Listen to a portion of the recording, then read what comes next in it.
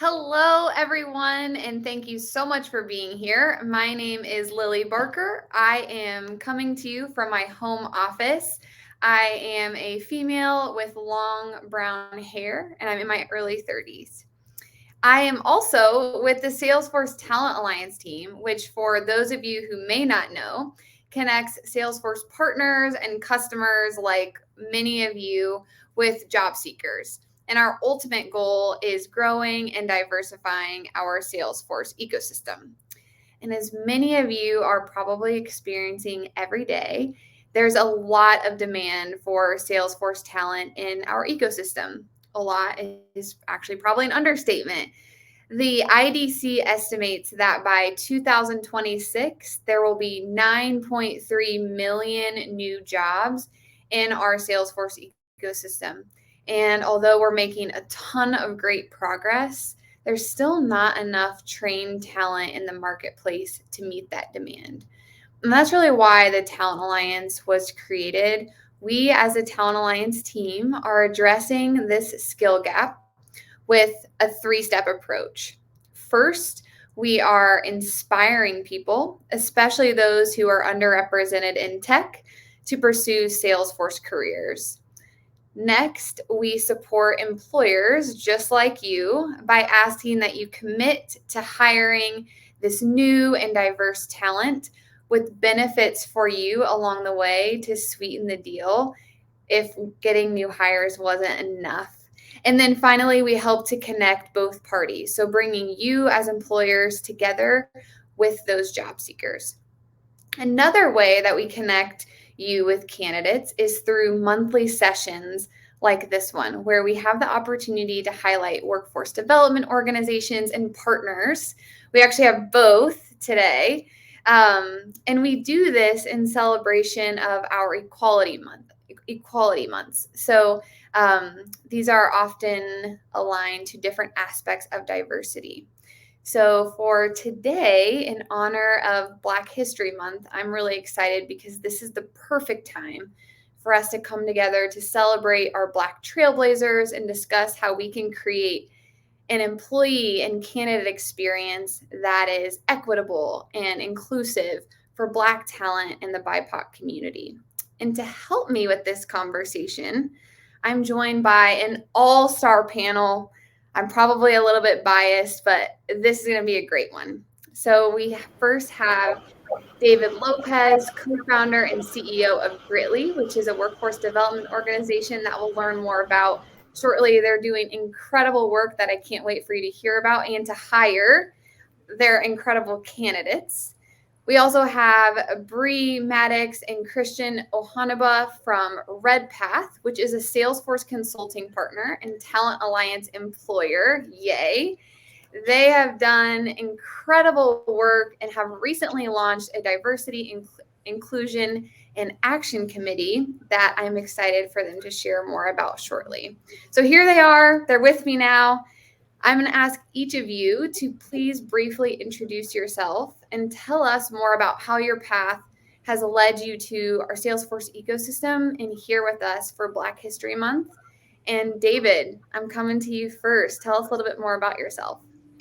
Yeah, definitely excited to be here. Thank you for the opportunity. My name is David Lopez. I'm a Latinx entrepreneur based in Denver, Colorado, calling from my home office. And I'm the co-founder and CEO at Gritly, where we are a career accelerator focused on launching diverse communities into entry-level, non-technical roles in tech. And we were actually able to establish a partnership with Salesforce that really started when we were selected and participated in the Salesforce Accelerate Build program that really exposed us to not only the Salesforce ecosystem, but really the amazing people at Salesforce that, are willing to help when we need help, that we're willing to, connect us to resources, and ultimately what led us to also become Talent Alliance partners as well. And so we're excited to be here, excited to share more about what we're doing. And yeah, thank you for the opportunity. Great. Thank you. Over to you, Brie. Tell us a little bit more about yourself. Hi, so I am Brie Maddox. I am the HR and Talent Acquisition Manager at Redpath Consulting Group. I am a Black woman with curly hair, And I am currently working from our downtown office inside the Minneapolis Grain Exchange building. So my introduction to Salesforce was joining RedPath. I didn't know what it was prior to joining. But as I got more involved and saw the opportunities that it can create and all the cool things that it can do, it really started to turn the passion inside me of like, how do we get more underrepresented people in the community? Because most of my Black friends and counterparts didn't even know what Salesforce was. And so I felt like it was a great opportunity to educate and engage those underserved communities and hopefully transition them into the Salesforce ecosystem. Great. Well, we're happy to have you. And our other part of the dynamic duo, Christian, tell us a bit more about yourself and your path to RedPath. Yes, my name is Christian Ohamba. I'm a project manager for RedPath. I'm a 30 plus vibrant woman here in my home office. And the way I was introduced to Salesforce was at a previous company. We used it for all our technical development and processes to launch a wellness program. And then I was introduced to RedPath. So in my day-to-day, I help navigate clients through the tumultuous process of an idea of how they see the Salesforce ecosystem benefiting their organization and helping them get from point A to the finish line and all the challenges that come with it. And I see the great benefits of Salesforce and how it can help, leveraging technology in our world always makes things a bit easier, more efficient, and just overall a greater space. Awesome. I love that we have the consultant side, the hiring side, RedPath, and then we also have our workforce development organization. It really rounds us out for our conversation today, which is perfect. So, David, I want to hear more about Gritly. Tell me a little bit more about the program, what you're offering to your candidates, and then maybe even more importantly, what types of candidates our employers listening can get excited about hiring from your organization. Yeah, definitely. So Gritly's is 12 weeks long. It's 100% online, and we really pride ourselves on the flexibility that we offer to our candidates because in addition to who we serve, right, with women, minorities, veterans, and justice involved individuals, all have things going on in their day-to-day lives, right? Because a lot of them are trying to not only survive, but they're trying to provide for their families, and sometimes they have other dependents. Maybe they're taking care of, sisters or brothers or aunts and uncles. And so Gritly understands that, and we've actually built that into the foundation of our program because just because you have a lot of things going on does not make you undeserving to get access to wonderful workforce opportunities where you're actually gaining access to workforce to economic mobility. Sorry, where we're seeing students double and triple their incomes.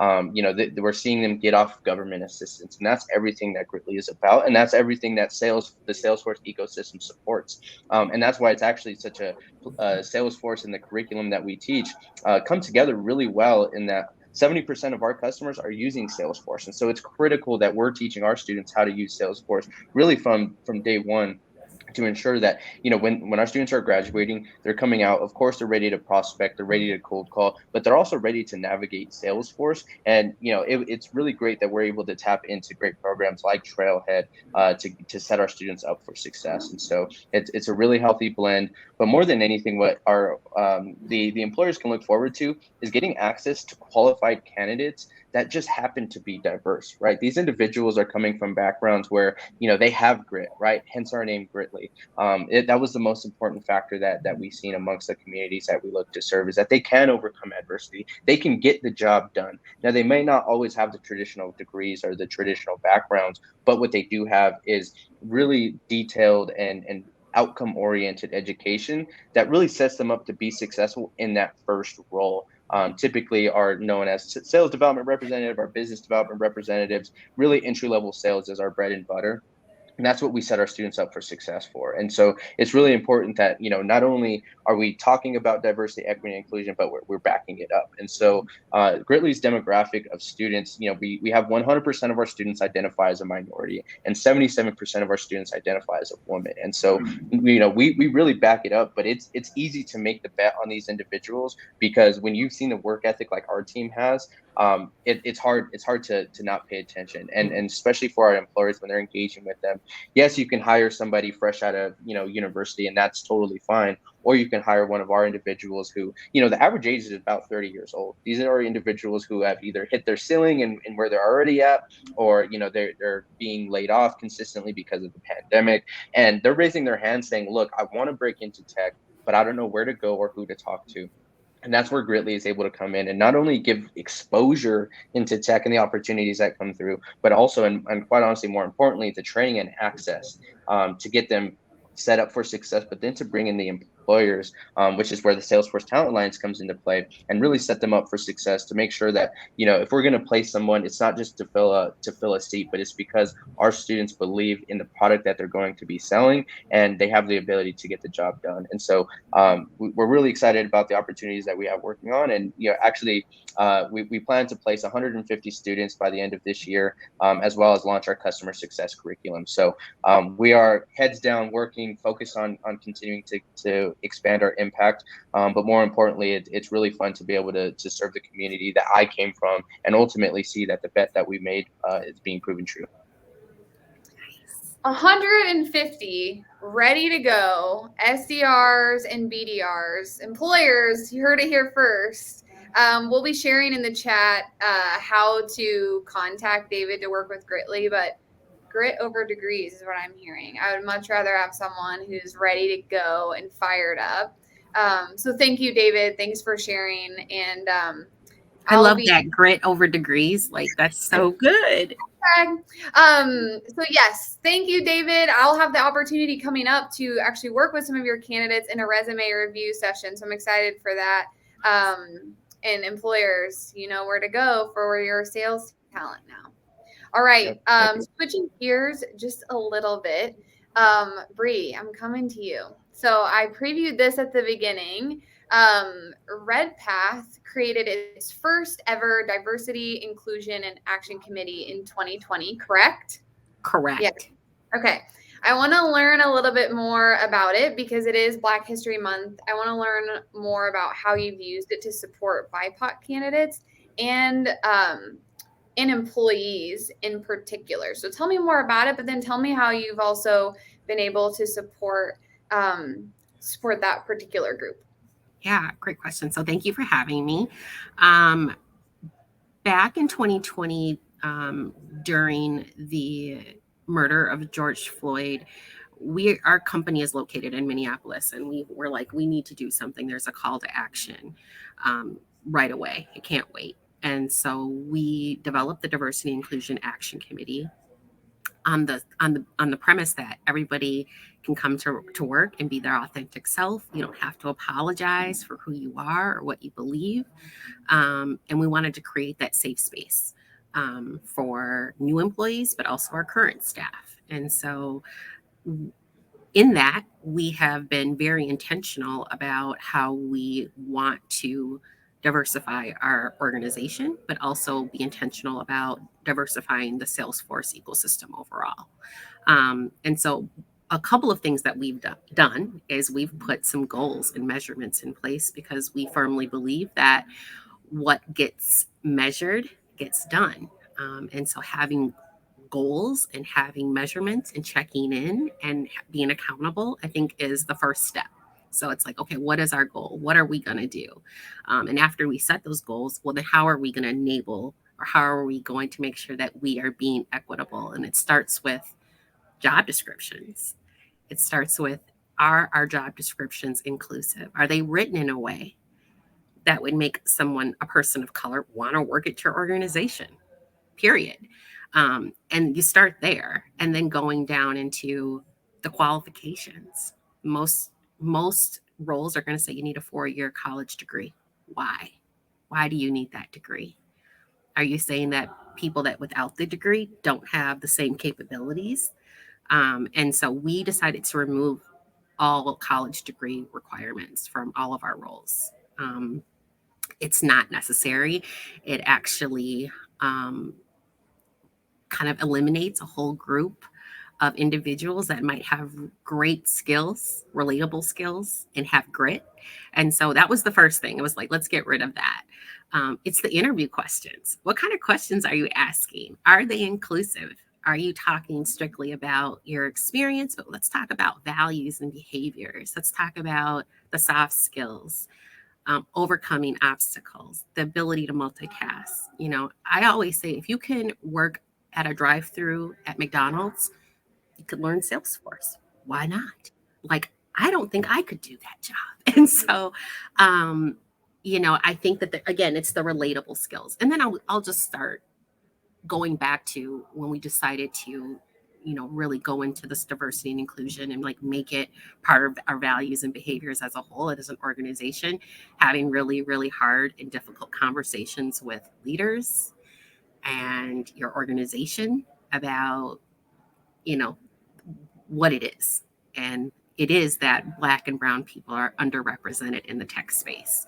And so, again, if you look at the numbers and if you rely strictly on facts, then like there are things that you can do. So since we've implemented our DIAC, we have 15% of our staff identify as Black BIPOC. And so we've been intentional. And I think that comes from eliminating some of the biases in our job descriptions, eliminating biases in our interview questions,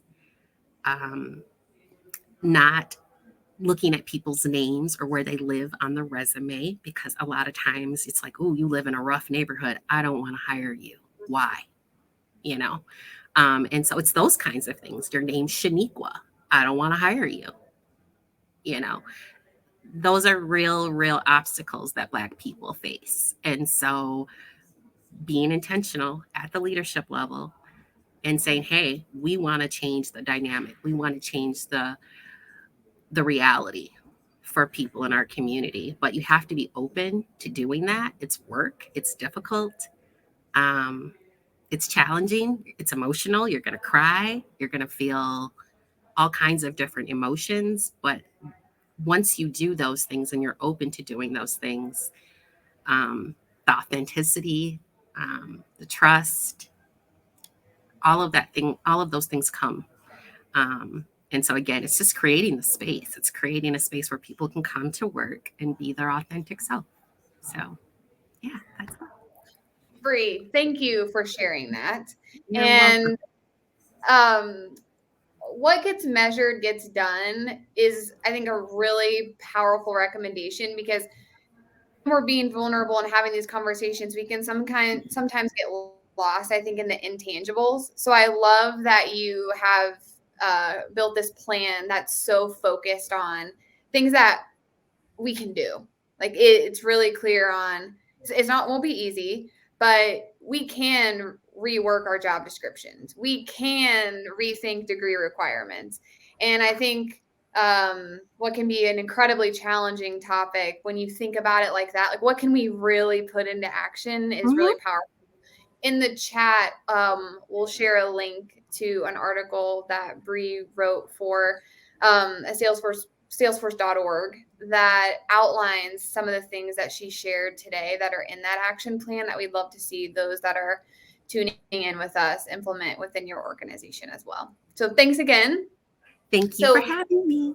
Yes. So Christian, I want to hear more about your involvement with the DIA committee and how it has impacted your ability to bring your authentic self to work. Sure. So working within the DIA committee, it has allowed me to be my full self. So from an observation, you can see me as a Black woman. Those are those immediate identifiers. I don't get to escape from those. Working with clients, that's what they see. But there's also so many layers that come to the person. I'm someone who's neurodiverse.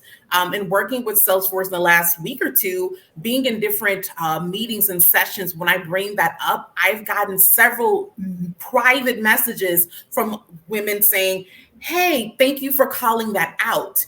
And it being private is kind of like, I don't want to out myself because being neurodiverse could potentially limit me from getting opportunities or getting to be able to go further, or just really being able to enjoy what I do and being seen as a full person. So working within the committee, it's been very invigorating because my focus is, no matter where I work, I want to make sure the environment allows the person to bring their full self in. When you do that as an organization, you really have just kind of unlocked your own cheat code, so to speak, to your talent. So your talent isn't just, oh, I come from XYZ a university, I've worked for XYZ Fortune 500. Those are well and good, but you need variety and spice. You need to have people who know how to zig when they zag in order to really meet the complicated needs of your clients.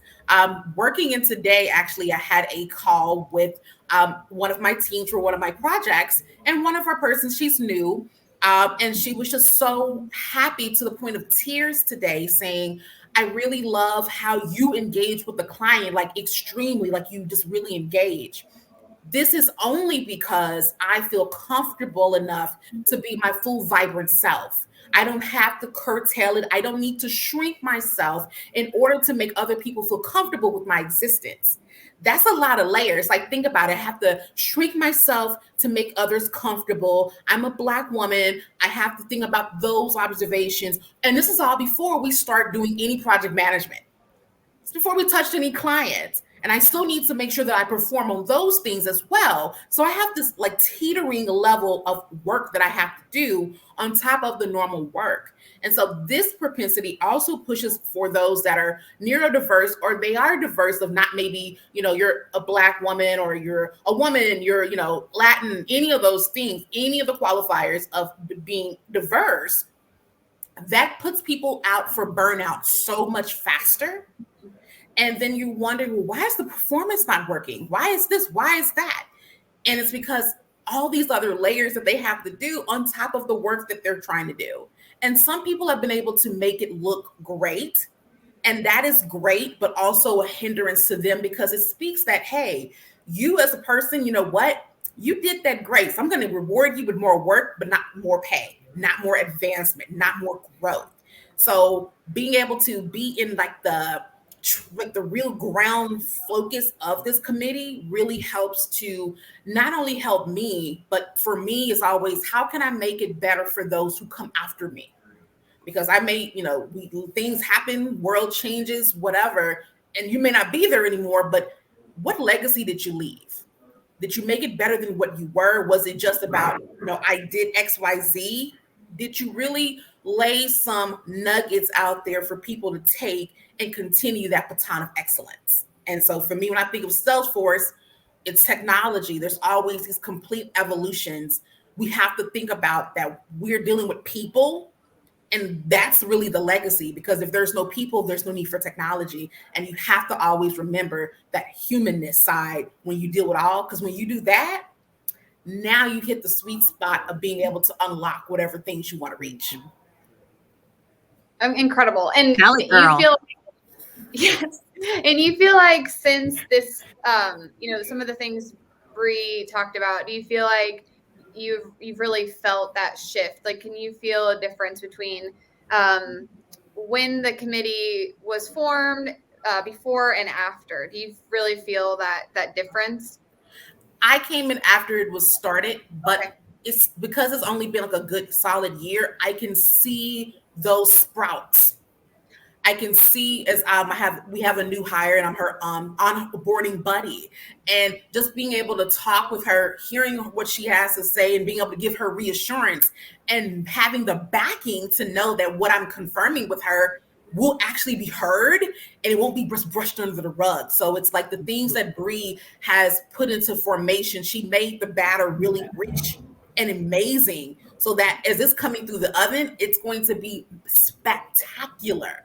And make it all, not just for those that look differently, but for everybody. Because I look at diversity as everyone, is not just certain pieces, it's collective. Because when you make the environment great for one, in that vein of diversity, you're making it great for everyone. Mm-hmm. Tell them, girl.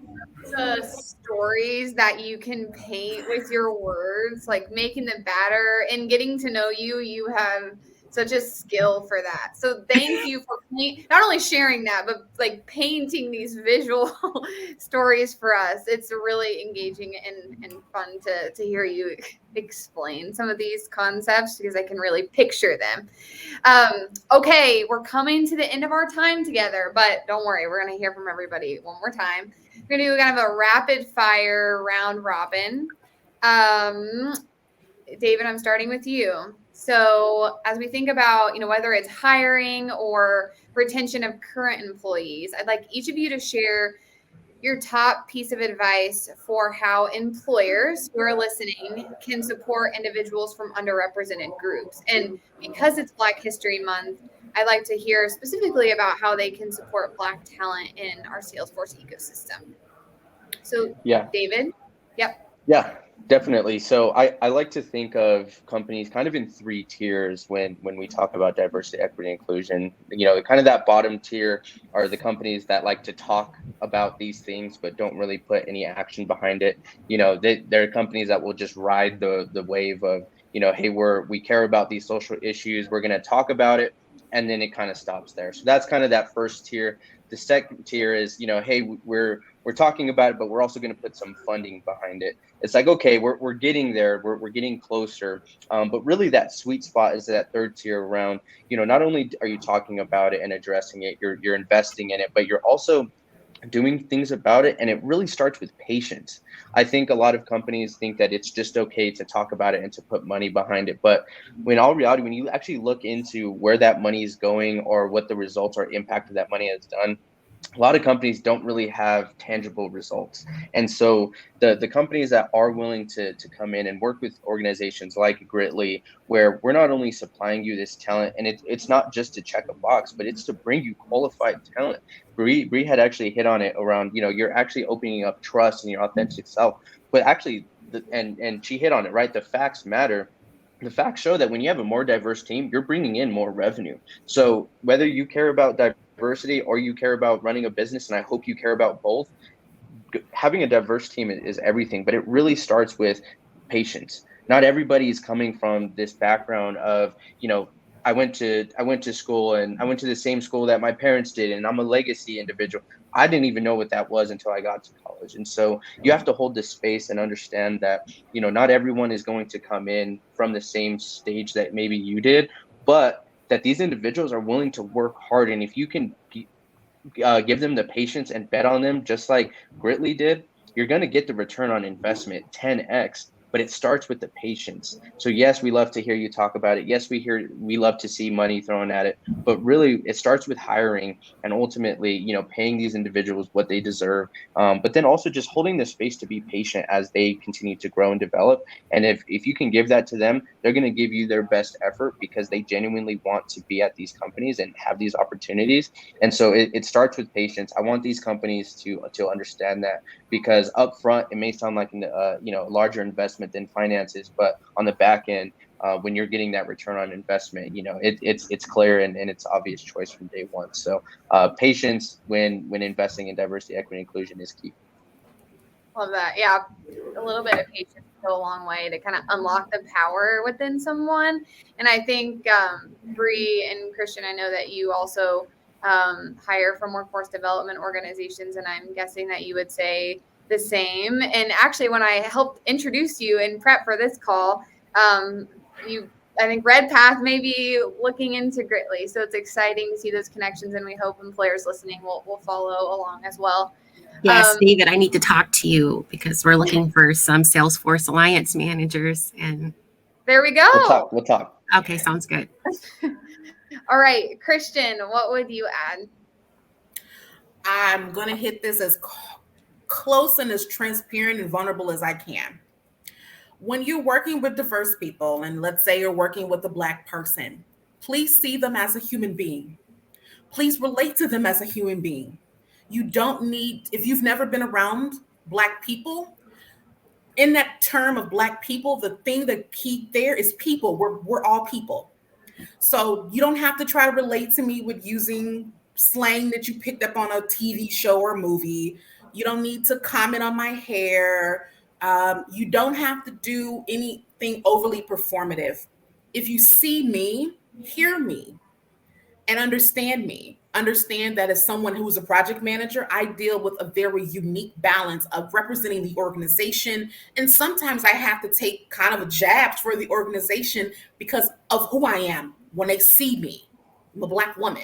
And for some people, that's very uncomfortable. There is kind of the locker room mentality of, a Black man could be potentially seen as someone I go have sports events with. I can see them in my living room having a drink or something. But sometimes as a Black and woman, those things you don't necessarily see, and therefore you aren't able to connect. But to see me as a human, if I have things to say, listen, and listen to me with a sense of humanness, because it goes a long way. Because when you do that, you create a nice bubble of comfort and safety. And when you unlock that, that allows people to bring their full selves in, because always having to pull back, like think of it as a selfie, you have to hit those angles, but that's only for a few seconds. If I had to do this for day in, day out, 8 to 9 hours a day, that becomes exhausting and you lose the sparkle that comes from being a person that's Black or really any minority, because it is exhausting. Hear me, see me fully, because I'm vibrant. It's beautiful. And if I can feel that you see me, I can see you. And then we can get on to the goal of making our organizations phenomenal. Christian, I would never want someone to dim your sparkle. Your sparkle is very sparkly. What have we heard so far? Have patience, listen. These are things we can do. Thank you for sharing, Brie. Bring us home. I'm going to say lead with empathy. Put yourself in the other person's shoes. That's hard to do sometimes. But, I was the only Black and the only woman on leadership when I started at Red Path. And that can feel isolating and lonely. So I say, lead with empathy. I went to my leadership. I said, I feel lonely. I want more people of color, and I want more women in leadership. Like, that's what I want. You got to be direct. You got to tell them what you want. And as employers, it is your job to listen and make reasonable accommodations. But it's one thing to say that you want to have 20% of your staff identify as minorities, but it's one thing to get them there. Can you retain them? Can you retain the staff? Do you have an organization that supports diverse employees, different cultures, different points of view? I think it really starts there. And I'm going to be honest, I think it starts at the leadership. It has to start there. It starts with ownership. It starts with the leaders of the company. They need to be demonstrating those values and behaviors, and then it trickles down to your staff. But it starts at the leadership level. You can't expect your people to do things that you're not doing yourself. And so I would just leave it there. I love it. We have a lot of leaders on the call today. I know of many of the employers that are here. Let's think about ways we can implement what's been discussed in our team. Salesforce offers diversity and inclusion training. You've all taken a pledge to diversity and inclusion. Mm-hmm. Go to Trailhead, take some of those modules. If you need a reminder of where those are, let us know. We'll also share them in chat. And I'm sure that everybody, all of our panelists would be more than happy to continue conversations with any of you. Please feel free to reach out to them on LinkedIn, and we'll share really quick as we wrap up for today. I knew it was going to be an all-star panel, and you did not disappoint. So thank you all, Brie, Christian, and David, for being here with us today. And like I said, I want all of our employers who are listening to continue the conversation. So please first join the Talent Alliance if you haven't participated already. We have a link to join there. You will be pledging to to honor diverse and inclusive hiring, and we can build a new and more diverse workforce together. That's the whole purpose of the Talent Alliance. We'd love for you to get connected with David's candidates. 150 of them coming up ready for you in your sales roles. Please visit his website, right when you get there, you can sign up for an info session. I've done it before. That's how I was connected with David at some point. It's very helpful. So it's a really easy starting point. And then we also have RedPath's website as well, which includes some great resources about the DIA committee. And then we've also added a link in the chat about that Salesforce.org article where Brie also shares more about that plan. Thank you all again for being here. Thanks to everyone who's been listening, and we look forward to continuing the conversation after today. Have a great day, everybody. Bye. Thank you. Bye. Bye.